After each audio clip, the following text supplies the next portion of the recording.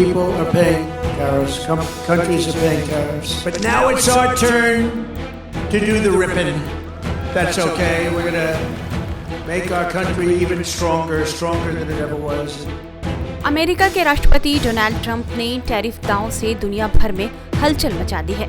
चीन के साथ तो अमेरिका ने कुछ ज्यादा ही सख्ती बरती है। अमेरिका ने ऐलान किया है कि वो चीन पर 50% अतिरिक्त टैरिफ लगा रहा है। इसके साथ ही चीन पर कुल टैरिफ 104% हो गया है। अमेरिकी राष्ट्रपति के कार्यालय व्हाइट हाउस की ओर से जारी बयान के मुताबिक चीन पर 34% टैरिफ लगने वाला था, जिसे बढ़ाकर 84% कर दिया गया है।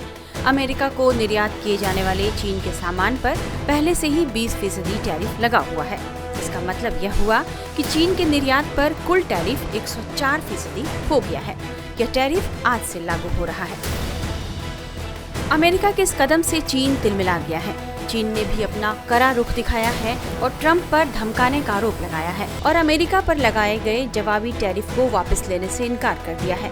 चीन ने अमेरिका पर निर्यात नियंत्रण के जरिए अपनी ताकत का बेजा इस्तेमाल करने का भी आरोप लगाया है। ट्रंप ने 3 अप्रैल को व्हाइट हाउस के रोज गार्डन से अपनी लिबरेशन डे घोषणा के दौरान टैरिफ लगाने का फैसला किया था। यह कदम अमेरिकी व्यापार नीति में बड़ा बदलाव माना जा रहा है, जिसका असर दुनिया के कई देशों पर पड़ेगा। चीन के अलावा दुनिया के तमाम देशों पर लगाया गया टैरिफ भी जल्द ही लागू होने वाला है। भारत पर यह टैरिफ आज रात से लागू होगा। भारत पर भी अमेरिका ने 26% टैरिफ लगाने की घोषणा की, जिसके बाद भारत ने अपनी प्रतिक्रिया दी थी। भारत के वाणिज्य एवं उद्योग मंत्रालय की ओर से जारी बयान में कहा गया कि नए घटनाक्रम से होने वाले असर का आकलन किया जा रहा है और इससे प्रभावित होने वाले सभी पक्षों से सलाह मशवरा किया जा रहा है। हालांकि भारत की तरफ से अमेरिका के इस कदम पर जल्दबाजी में कोई प्रतिक्रिया नहीं दी गई। माना जा रहा है कि दुनिया के अन्य प्रमुख देशों में ट्रंप के टैरिफ का जितना गहरा असर होने जा रहा है, उतना भारत में नहीं हो रहा। लेकिन फिर भी अमेरिका द्वारा भारत पर लगाए गए 26% टैरिफ से कई सामानों की कीमतें बढ़ेंगी। कीमत बढ़ने की वजह से भारतीय उत्पादों की प्रतिस्पर्धा कम हो सकती है। इसलिए विशेषज्ञों का मानना है कि भारत को मुख्य रूप से महंगाई, चिकित्सा, शिक्षा और रोजगार क्षेत्र का विशेष ध्यान रखना होगा। साथ ही मंदी से निपटने और व्यापार बढ़ाने के लिए भी भारत को नए बाजार को तलाशना होगा। दूसरी तरफ भारत सरकार भी ट्रंप प्रशासन से आर्थिक मोर्चे को लेकर लगातार बातचीत कर रही है। इस बीच विदेश मंत्री एस जयशंकर ने इस मामले पर पहली बार अपना पक्ष रखा है। उन्होंने एक टीवी इंटरव्यू में कहा है कि भारत ने अमेरिका के साथ साल के अंत तक द्विपक्षीय व्यापार समझौता करने की योजना बनाई है। वहीं अमेरिका की तरफ से लागू की गई मौजूदा टैरिफ पॉलिसी के बारे में उन्होंने खुलकर बात की। जयशंकर ने क्या कहा है?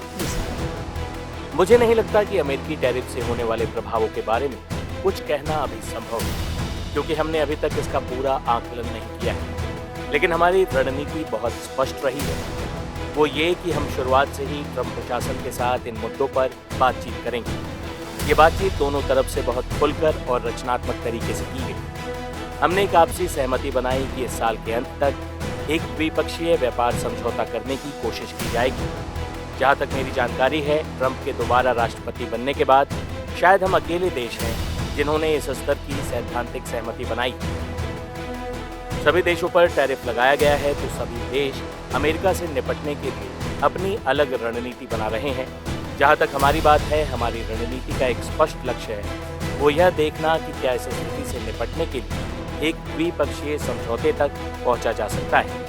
यहाँ मैं आपको बताना चाहूँगा कि लंबे समय से इसी लक्ष्य के साथ हम आगे बढ़ रहे हैं।